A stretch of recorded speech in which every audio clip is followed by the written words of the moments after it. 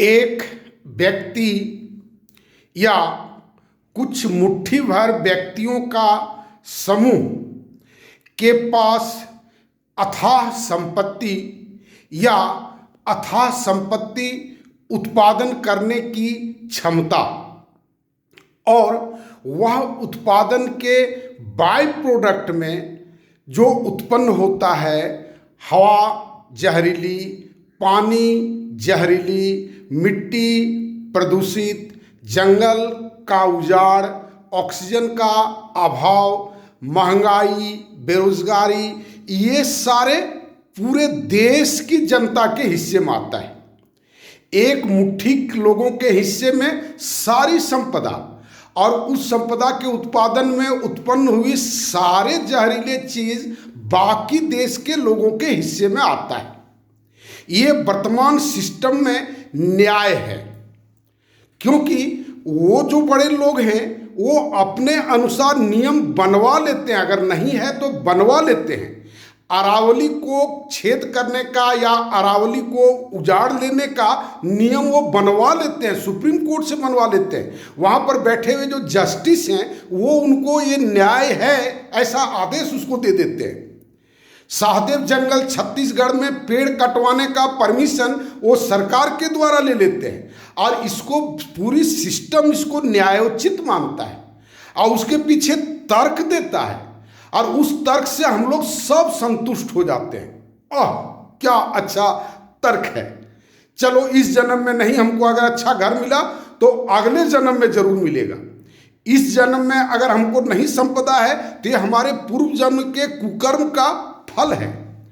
और हमको आश्चर्य लगता है इस तरह का मेंटल इल्यूजन कैसे लोग एक्सेप्ट कर लेते हैं, इस इल्यूजन को कैसे लोग सत्य मान लेते हैं। ये बहुत ही विषम परिस्थिति है। लोग नहीं सोचते हैं, लोग इस पर चिंतन नहीं करते हैं, इसलिए बड़े मजे से जिए चले जाते हैं। और मजा से कब जीने आता, जब कोई मानसिक तर्क में कोई असुविधा हो तब न लोगों को कष्ट महसूस होता है। जब हम मेंटली सेटिस्फाइड हैं, हमारे जो हमारा फेफड़ा सड़ गया, हमारा किडनी सड़ गया, हमारा लीवर सड़ने की स्थिति में है, हमारा बेटे को हम पढ़ा नहीं पा रहे हैं, और ये चीज़ कोई सोचे तब न, जो ये सामाजिक अव्यवस्था के कारण ये सजा हमको मिली हुई है।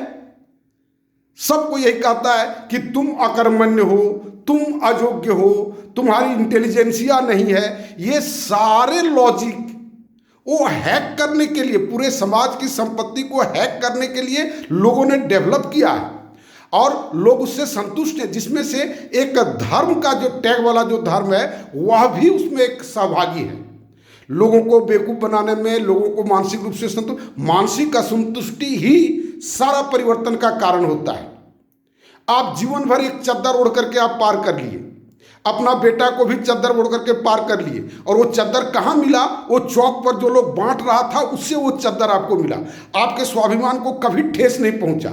आपको ये महसूस करने लगे कि अच्छा इस साल दिया, अगले साल भी देगा, अगले साल भी देगा, और इस तरह की मानसिकता में पूरा देश फंस गया। 2 खरीदो 1 फ्री पाओ। कितना लोग देखें, ये मानसिकता जो समाज में बनाया गया, एक लंबे समय में बनाया गया।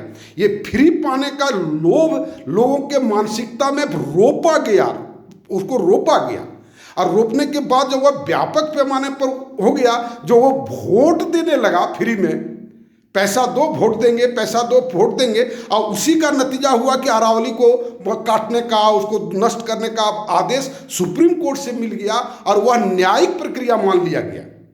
ये तो विद्रोह ने किया। जिन लोगों ने उसका विरोध किया, सुप्रीम कोर्ट को स्टे लगाना पड़ा, ये तो विद्रोह के कारण हुआ। तो क्या हर समय लोग अन्याय के प्रति विद्रोह ही करें? पेट क्या कहाँ से चलेगा? पेट कैसे लोग खाएगा? और किसको विद्रोह करने की क्षमता है?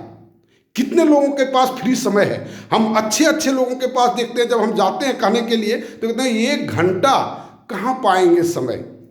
और वो जो 1 घंटा जो समय की बात करते हैं वो करोड़पति हैं, कम से कम करोड़पति हैं।